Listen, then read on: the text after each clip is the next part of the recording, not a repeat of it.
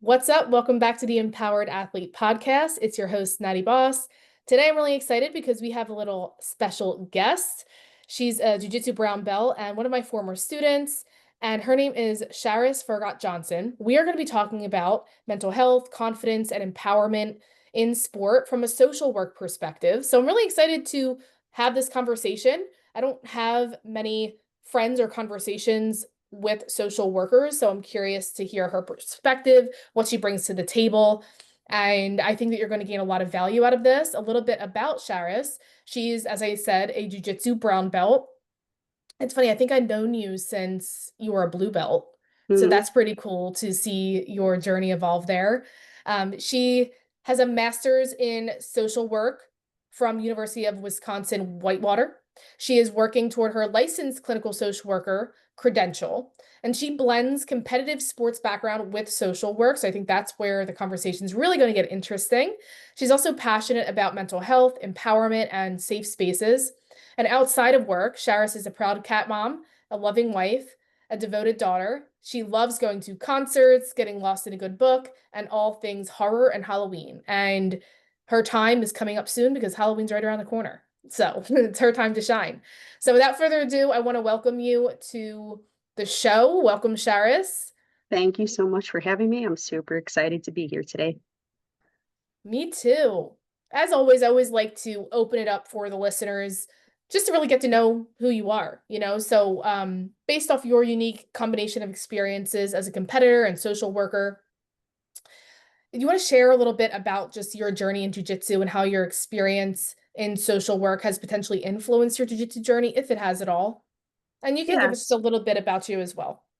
I started training jujitsu in 2017, 2018, somewhere around there. I've always been very passionate about mental health. I think that started back in middle school and decided to make that a career of mine.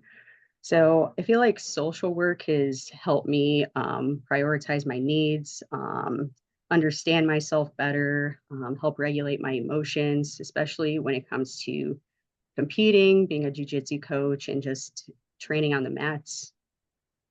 Yeah. Actually, I think you mentioned a lot of great points there, and I think it blends in nicely to what I wanted to ask next, which was kind of how social work directly supports athletes and high performers. And you mentioned like emotional regulation and prioritizing needs. So maybe we can expand on that a little bit. But one thing I did also want to clarify for people, because honestly, I'm a little bit unclear. What exactly does a licensed clinical social worker do? Like I've always heard social work, but I feel like it's such a broad term that I'm like, what do they actually do? I don't really know. So let's Yes. define that and then maybe how that blends into, again, the performance side of things and with athletes. Yeah. So there's many different types of social work. I am currently working in community mental health social work, doing case management with adults and youth. Um, with being a social worker, specifically a licensed clinical social worker, you have to first obtain your master's degree in social work, and then obtain your regular license, your LSW. From there, you have to get 3,000 hours of supervised clinical experience working in the field, and then you can take your licensing exam and get your license. So I am Okay. about halfway towards my hours into my clinical license. Um, so something that social workers do a lot is revolved around advocating for others. I think that's kind of the biggest key that people should know about social work. Um, Mhm. being able to connect people to resources that they may not know they need or didn't know that was available to them. Mm. Collaborate with other professionals if needed. And then also just being a support, being able to guide them along their journey, provide them with mental health services, stuff like that. Okay, actually, yeah, that's very helpful. I do think that I had somewhat of an understanding. based off your explanation. So it's good to know I wasn't completely in the dark and I did understand a little bit about that. Um, but yeah, that's amazing. I love that. And congratulations on making it that far so far into your licensure. It's very similar to a registered dietitian based off what you described. Like it really is a vigorous process. And so it requires a lot, you know. So I really commend you for that. And that's going to be so amazing when you finally cross that milestone. Yeah, I'm very excited. It's been a quite a long journey. Absolutely. So I'd love to shift into mental toughness because sometimes in sports that can be praised. And in my own experience and even clients that I've had, I've definitely seen where it comes at the cost of mental health a lot. And so I'd love for you to share a little bit about like your perspective about the mental toughness and how it influences mental health and also like how potentially you would help athletes balance that resilience with emotional well-being. Yeah, so oftentimes I see, especially in jujitsu, people say, "Oh, you just have to train harder, you just have to push through," stuff like that. When in reality, you have to learn to listen to your body. You can't just push through injuries and then potentially injure yourself more. So then that's also going to play a role into your mental health.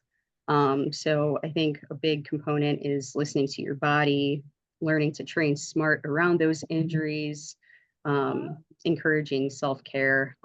That's a big thing for me that even I still fall out of sometimes, but I try to make that a big priority, as well as practicing mindfulness.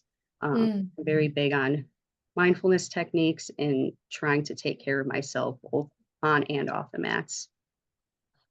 Can you share some of the mindfulness techniques that you do? I mean, there's definitely a lot out there, but like what resonate and call to you the most? So I am very big on breathing exercises. I actually utilize some of the ones that you've provided in the past. Like those are some of my favorite ones to use. I also use like some grounding techniques, just observing my surroundings, taking in all the smells, just noticing Mm. how I feel with my body, and just kind of being aware of everything that's going on and just centering myself is a big thing that I like to utilize. Yeah. I'm just curious because this is something that works for me, but like, do you find that nature is something that you turn to a lot? Do you find that that like grounds you, or is that like a tool that you use a lot, or not really? I do. I've recently learned that I love nature. For a while, I don't like bugs. I still don't like bugs. I get attacked a lot, so I was always just staying inside. And then, Yeah. like the past few years, like being outside really does improve my mental health. Like just Mm. being in nature, smelling all the different smells, touching the trees, and just connecting. Like it's so peaceful and there's so much beautiful scenery to take in. So definitely Absolutely. feel like I nature's love that. important. Yeah. I'm so happy that you discovered that because it definitely is, and there's so much science that shows Mm, just the mental health benefits of nature. So I'm glad you were able to overcome that bug barrier. yeah. I mean, I still get attacked, but I'm pushing through it. I still go outside. So, from your perspective, what are some of the most common mental health challenges that athletes face? You know, because also I want to not gloss over the fact that your perspective is not only as a social worker, but you're also a competitive athlete, and you've been a competitive athlete since I don't know about white belt, but since I've known you at blue belt, you've been competing a lot, right? So like I'm curious from your side as both the athlete, the social worker, and then you also said that you kind of coach, right? Mhm. So just all those blended things, what do you feel like you've seen as the common mental health challenges that athletes face? I see a lot of anxiety, especially leading up to competitions, fear of failure, comparing themselves to others, um, which can ultimately lead to burnout. There's so many Hmm. athletes that train hard for these competitions and they don't know exactly how to train smart. So they're Hmm. just pushing through, like I mentioned earlier, and that can really burn yourself out. I know I've dealt with that in the past before, like just training every day, all day, and it takes a toll on your body. I've also seen issues with eating disorders as well, like with weight cuts and eating too little, not knowing the right foods to eat. So definitely recommend your program to help out with that as well. Yeah. Yeah, amazing. I think those are all really valid and they're unfortunately still very prevalent. Like Hmm. even just when I started years ago, what you just shared is still what I have calls about daily. It's just like it's so ever present in this sport. Hmm. So that's why we're here to have these conversations to kind of just not only bring more awareness, but kind of give the tools to people and just kind of snap people out of it to just say, like these things have been around for a long time and you have to do something about it and prioritize it, in order for there to be a change. Because Hmm. otherwise you're going to keep following the same cycles, Hmm. and it will lead to burnout long term and dislike of the sport long term, injuries, like all those things. Yeah. So this might be a loaded question, but how do you define empowerment in the context of mental health, especially for athletes who might tie their identity to performance? So I would say that building resilience and a sense of self, learning to feel comfortable in your own skin, and not so much focused on winning, but like how you prepared and like, not only physically but mentally. Um, so one of the things that um,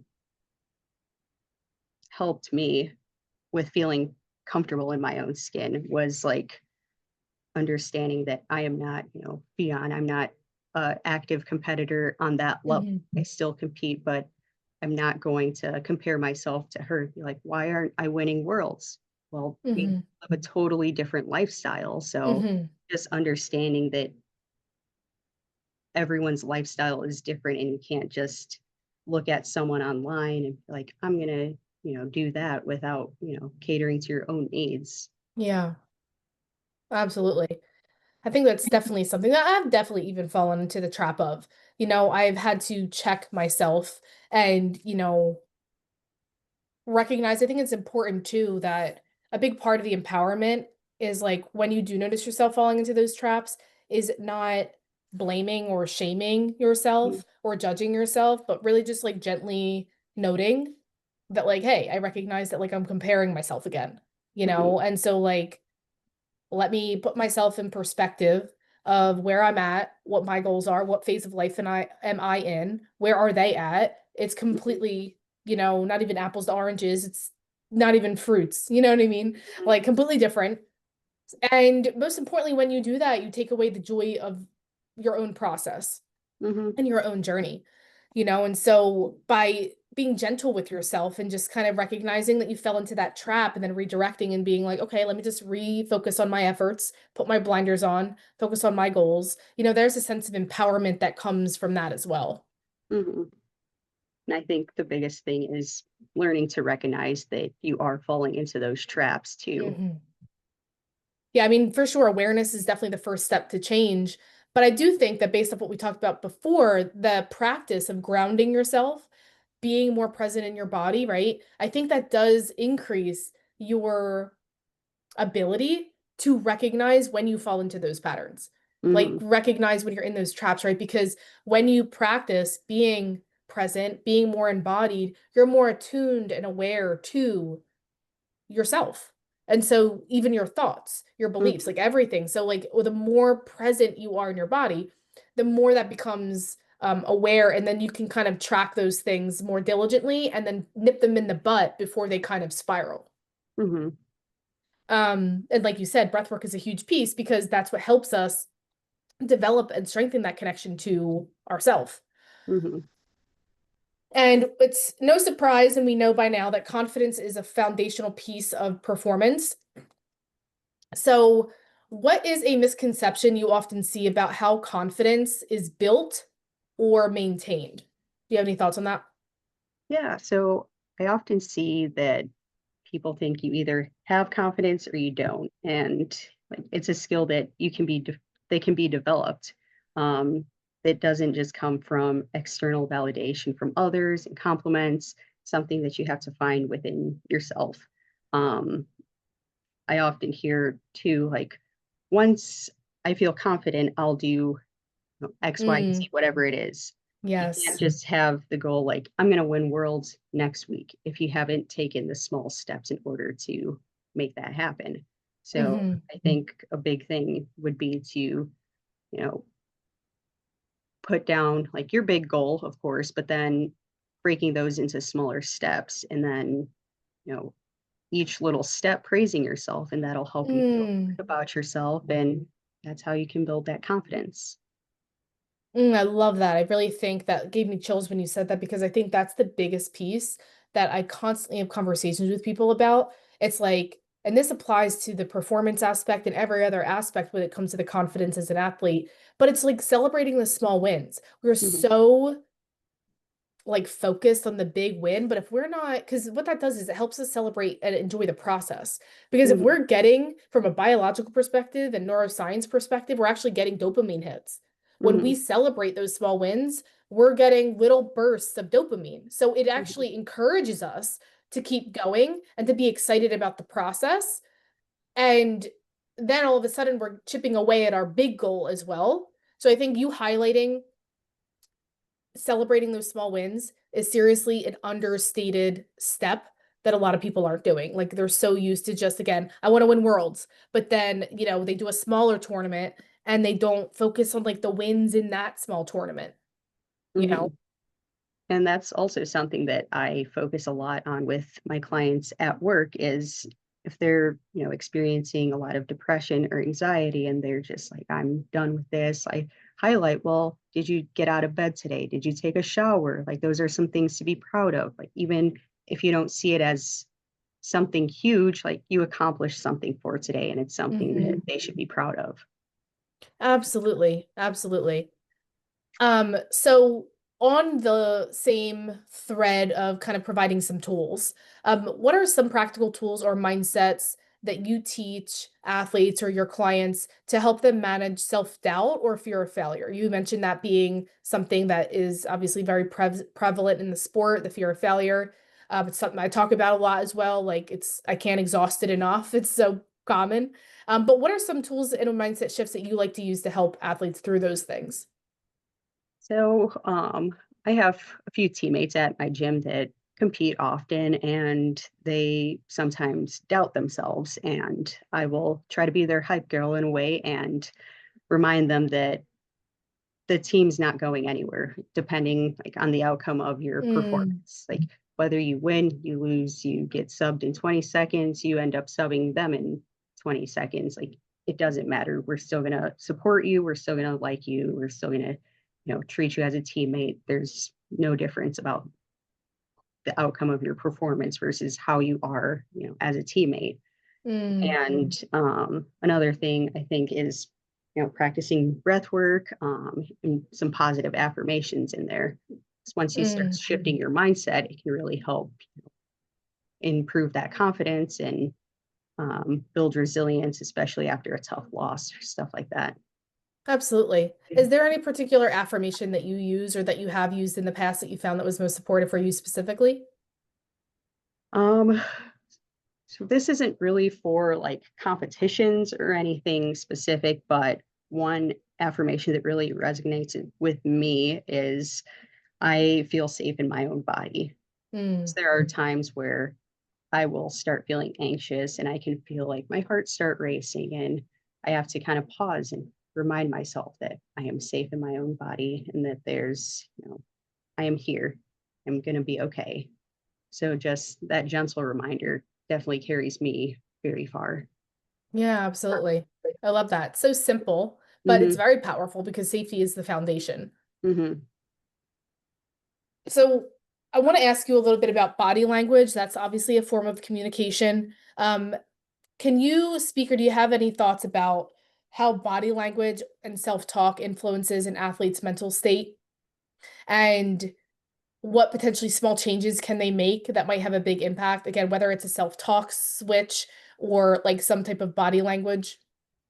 Yeah, so I think that how you talk to yourself and how you present yourself definitely influence your confidence on the mats and how you're performing overall. So I think that, having being mindful of your body language and how you're presenting yourself, and also treating yourself with kindness can definitely help with, performance anxiety and feel of failure and stuff like that. Um, some recommendations I have is like practicing a power pose.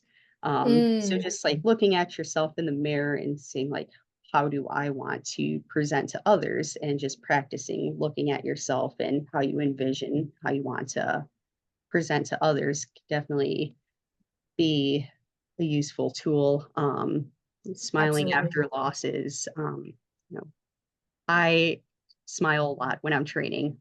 Leading up to the competition, I'm walking out smiling. Whether I win or lose, I'm smiling.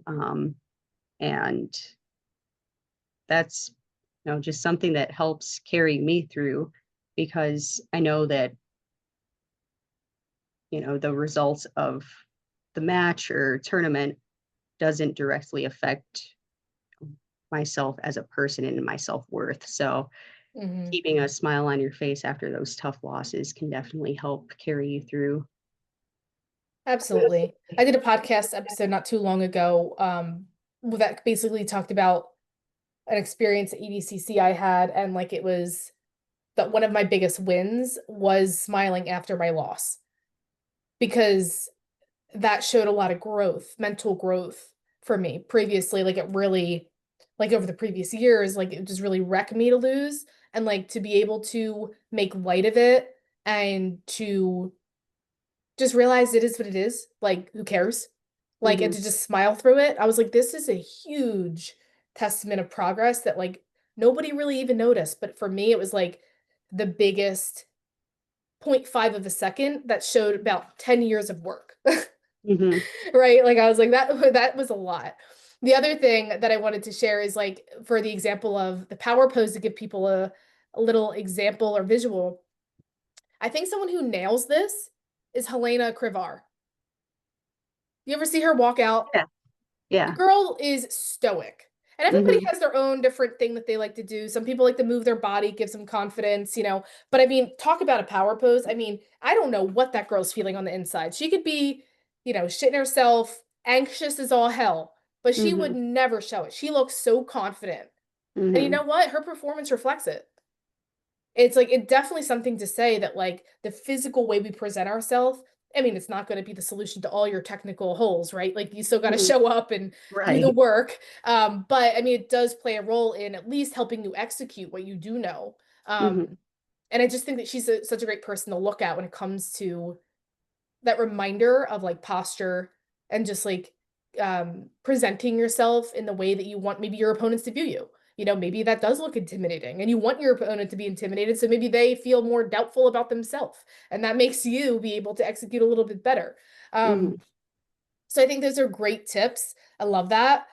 And yeah, I think that's definitely something that I've noticed in my own life as well and definitely integrate. I think posture is a huge thing, lifting your chin, shoulders back, little things like that. And even out of the context of performance, it's just like it'll actually translate better in performance, I feel, if you get in the habit of doing that in your daily life, mhm, right? It's like if you are sitting at the computer on calls all day, like, practice easily. Just lift your chin, shoulders back, sit in your chair. Like, practice that expression and that embodiment of somebody who is confident, somebody who um, is just self assured, and then when it comes to competition, there's going to be less of a gap between what you usually do and then your performance, right? Because it's like, oh no, I've been slowly integrating this new way of being in my everyday life. So now when it comes to turning on performance, it's less of this new thing that I'm experiencing. right, Awesome. Okay, so let's talk about safe spaces. This is something that you like to talk about and you're mhm, passionate about. So safe spaces exist for people to feel heard, to feel validated. And I would love for you to really expand on what that looks like in a sports team or coaching environment. This is a conversation very on the up and up in jujitsu, which I think is important, of just like, identifying red flags in gyms and helping people feel safe, what constitutes a safe gym or not. So I think having that conversation is really important. And I'd love to hear your perspective on that. So, thing that I think is really huge is just being a big support for all of your teammates. Um, as I am the highest ranked lady at my gym currently. So whenever there's a new girl stepping on the mat for the first time, I feel like in a way it's part of my role to make her feel welcome because it is scary getting on the mats for the first time. So, just welcoming them and just, you know, making sure that they're welcomed. I always try to make my friends aware that I am there to be a support for them and listen to them, cheer them on in comps and in their everyday life. And I think that just being able to sit back and listen to someone if they're struggling can be huge. Absolutely. I really think there's an underestimated power of just active listening. Hmm. And just also telling them like I hear you, I see you, like I validate what Mm, you're saying can go a long way. And I think that that's something that people don't realize is just saying like I hear what you're saying, I see you, and yeah. goes such a long way. I think that I think what some people can maybe fall into the trap of, I don't think this will resonate with everybody. Maybe it resonates with a few people, but like I feel like sometimes people, instead of just even offering that small bit of just like validating and saying, I see you, I hear you, I feel like some people might pull away from doing that if they don't feel they have value to add. Like they don't see the value in just validating, and Hmm. they think that, oh, if I don't have like advice to give, you like, that it's basically all or nothing. It's like I don't have any advice to give, so like I'm not going to ask anything or not going to be there at all, versus like all you don't have to give advice. Sometimes it's just sit there and listen. Yeah. And actually, last year I attended a mental health conference, and that was one of the talking points is that they discussed was when you're communicating with someone, asking them, do you want me to listen just to listen and validate you, or do you want me to give you advice? Like Hmm. just making that clear too can be helpful as well. 100%. And I love that question. I've recently heard that exact kind of phrasing too, like just about a couple months ago. And I was like, I love that. Um, and so I think that could be also something that is helpful for this next part that I want to ask you about, which is basically how coaches, teammates, parents can be more supportive when somebody is struggling mentally, but might not be ready to ask for help. I'm so curious to kind of get some information and feedback and insight on like how to bridge that gap, because instead of forcing, Mhm. right? Like, or kind of being like, I know everything, like nothing's okay or something's wrong. Like you're kind of just like, I don't know how to describe it. How do you call it? Like kind of poking at them, trying to get Yeah. them to say something, and they may Mhm. not be ready to disclose, but you're doing it out of, wanting to help them, but they're still might not be ready. So like how do you address that? People that are teammates, parents, coaches, what is a more, I guess, trauma-informed way to address and deal with people who are struggling mentally but aren't ready to kind of come forward? Yeah, so like you mentioned, forcing them to talk is not helpful in any way, shape, or form. But reminding them that you are here to be a support if needed is very helpful. Um, and asking some open-ended questions instead of just, are you okay? Asking like, how are you really feeling? Or how are you feeling? Um, if there's something specific that you notice, you can use that into an I statement. Like, I noticed after class you were, putting your head down and you were a little tearful, just wanting to check in. I'm here if you want to talk. not just know that if you are ready to share something, I got your back. Mm, I love that. So that's what you call an I statement. Can you describe a little bit more and explain a little bit more about what the I statement is? Yeah, so with I statements, a lot of times people, when communicating, they'll tend to reflect back on the other person, like saying, well, you did this, you did that, instead of like, oh, well, I noticed that XYZ happened and this is how it affected me. And just, Mm, taking some of the blame off of them and yeah. making it in a way that it's not about you, but just taking some of the pressure off of them can be helpful. Yeah, this is very in line with the NVC process. Have you heard of the nonviolent communication? A little bit. I haven't deep dove into it too much, but Yeah, that is definitely something I think is an awesome recommendation book, um, that you might like because it goes hand in hand with this, and that is it's a way to the premise is the nonviolent communication is a way to communicate in a way that doesn't incite not physical violence, but just the idea of, the blame, yeah. and so it's like kind of taking not even just responsibility, but you're just really speaking about how it impacted you versus just Mhm, casting all the blame, like you said, to the other person where they feel attacked and now they mhm, shut down and now the communication's completely closed and now nobody's getting their needs met, nobody's being heard. So mhm. like the more that you could practice just that I statement, I never the book doesn't classify it as an I statement, so I thought that was a cool way to kind of bridge two concepts that seem similar. Um, but I think that's a really great takeaway and tip. Yeah, sure. Awesome. So we touched on this briefly earlier, but we can see if there's anything that you want to expand on. But are there any daily mental health practices or routines that you recommend to younger athletes who want to stay grounded and self-aware? You kind of mentioned a little bit of breath work, and just what you like to do, but is there anything else that you would like to add there? I think a big thing too is practicing gratitude, Mm, because being grateful for the small things in life can go a long way. And a lot of people don't realize that, some of the basic needs that we have in our lives, other people might not have. Like just, it could be as simple as I woke up in my bed today. I'm grateful for that. 'Cause there's some people out there that don't have beds. So just those small practices of gratitude can go a long mm, way.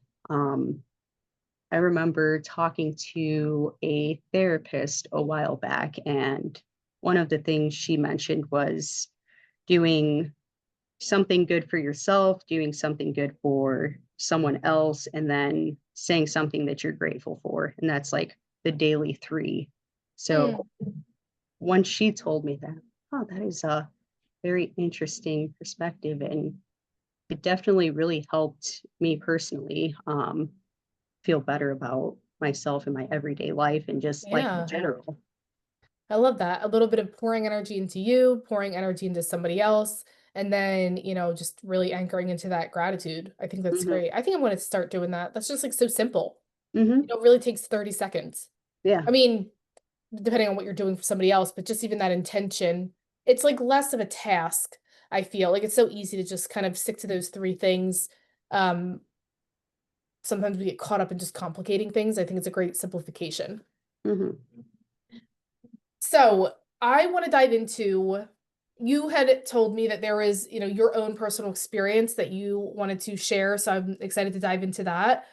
But sharing a time when you saw a shift in mindset and through using some of these approaches as an athlete. So what did your transformation look like? So you had mentioned that just as an athlete, how did you shift your mindset and what was your experience that you want to kind of highlight as an athlete? And so, just like everyone else, I struggled with like comparing myself to others, fear, fear of failure, Jesus. Um, um, Overtraining, not really taking care of myself. So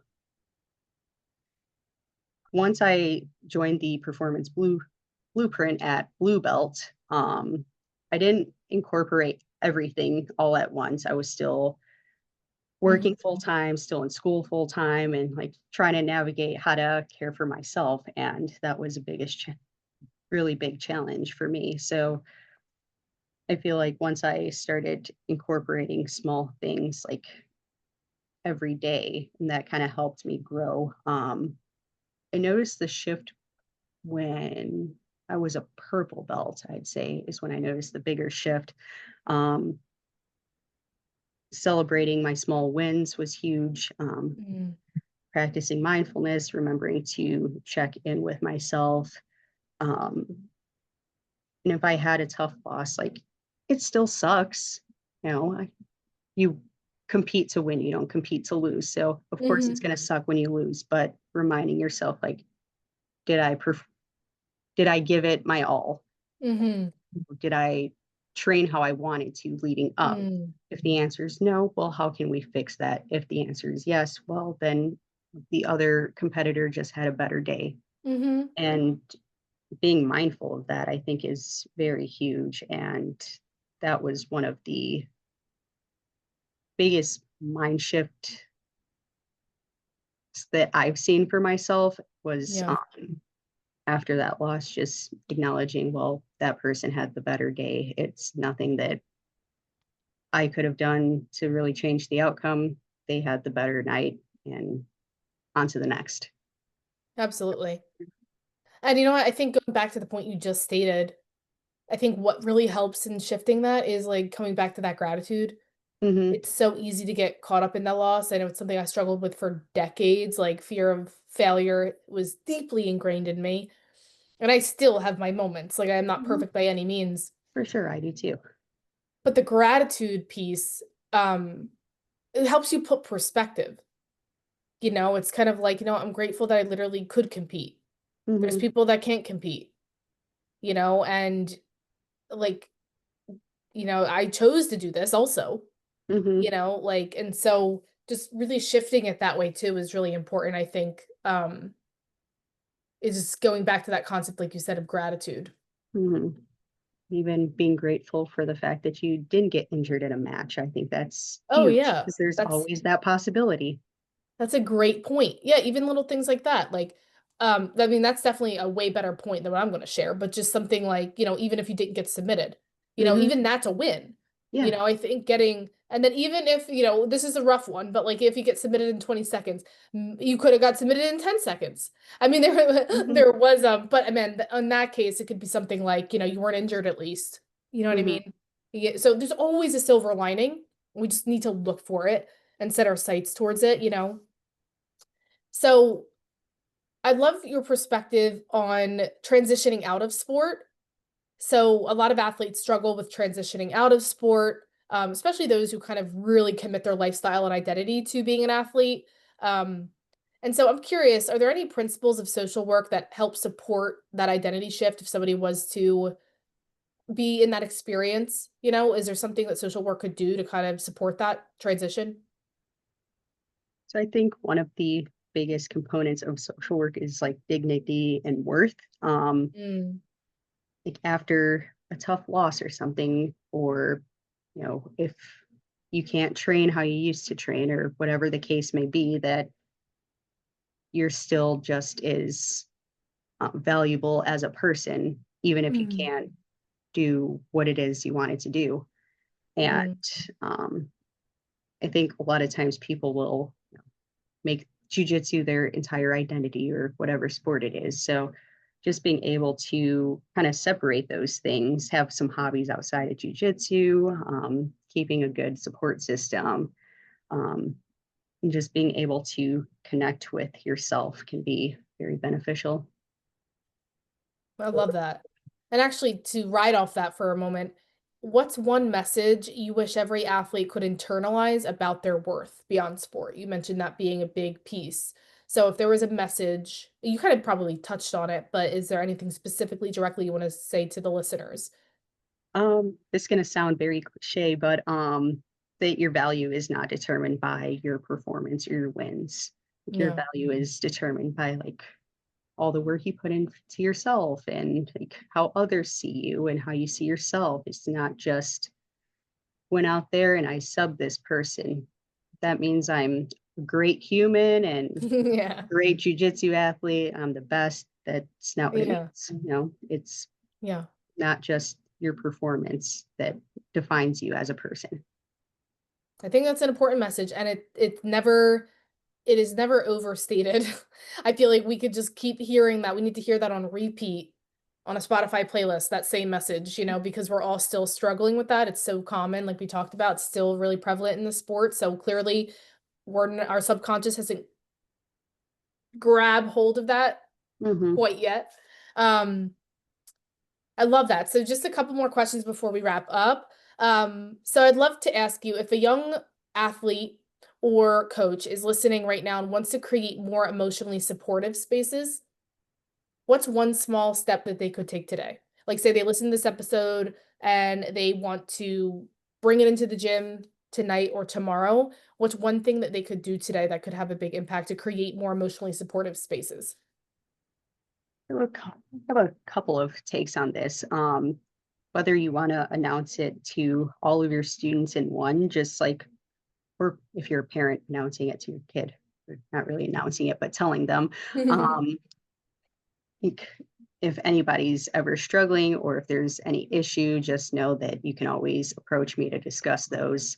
Um, at our gym, I know that or my gym, there's been some people that have issues with, other teammates or whatever the case may be. And for them to feel comfortable sharing that with myself or one of the other coaches, I think is huge. Um, and then if you want to do it on like more of a one-on-one basis, just checking in on whatever individual it is that you want to check in on. Just asking them how they're doing and if there's anything that you can do to be a better support for them. Mm, yeah, I love that. Well, thank you for your insight, your wisdom, sharing your experiences. I definitely learned a lot. I know there's a lot of gold nuggets in here and very simple takeaways that I think can make a really big difference if the listener applies them. And I'm really excited to hear what people take from this episode, what really resonated with them. Lastly, I'd love to open the floor for you to tell people how to best connect with you or learn about your work or what you're doing with mental health and athletes. We'll obviously put everything in the show notes, but is there anything that you want to say to kind of direct people? Yeah, so I am mostly active on Instagram. I'll share my link so other people can find me. I don't post as much as I would like to, but if others want to message me and want to connect in any way, I'm always happy to respond and connect with others. Amazing. What about email? Do you use email at all? Is that a way for people who might want to, do you do one-on-one work? Is that something that like people can reach out or is it just more so you're there to listen and, um, they could just shoot you a DM? Um, I would say, I mean, I could provide my email as well. I have no issue reaching out or, connecting with others through email. As of right now, I am not doing one-on-one work. That is something that I am looking at doing in the very near future. So if someone is interested in doing that, message me and I'll be happy to connect. Awesome. Amazing. Well, thanks again, Charis, for all your wisdom and knowledge. I had a blast with this conversation, learned a lot. And it was really cool to just have this conversation from the perspective of a social worker and kind of integrate that into the sport. Are there any final parting words that you want to share or have to say before we go? No, I had a lot of fun today. Thank you so much for having me. As I mentioned earlier, I was a little nervous, but as the podcast came on, it was a lot more light and, easier than I was expecting. So thank you again. Amazing. My pleasure. And again, as always, for those listening, any takeaways that you have, we love when you can share them on your social medias. Just so we know, what resonated, what landed. If you want to shoot Charis a DM, if you want to shoot me a DM, I'm always available to that. You could tag her. Again, her handle will be in the show notes. My handle is always Natty Boss RD or Body by Boss LLC. And also, I would love to invite you to share this episode with a teammate, with a friend or a family member. The conversation of mental health is really big in our sport. And I think this is a message and conversation that needs to be out there with more people, so don't be stingy with this information in this episode, share it. A lot of us have commutes. so we can make the time to listen to these episodes. That's when I listen to all my podcasts is during commutes, so I think that these are the conversations we need to start spreading awareness about so people can really start shifting their lives, transforming their performance, and feeling better about themselves, and ultimately that's what we're about. So thanks guys for tuning in, and we will see you in the next episode. Bye for now.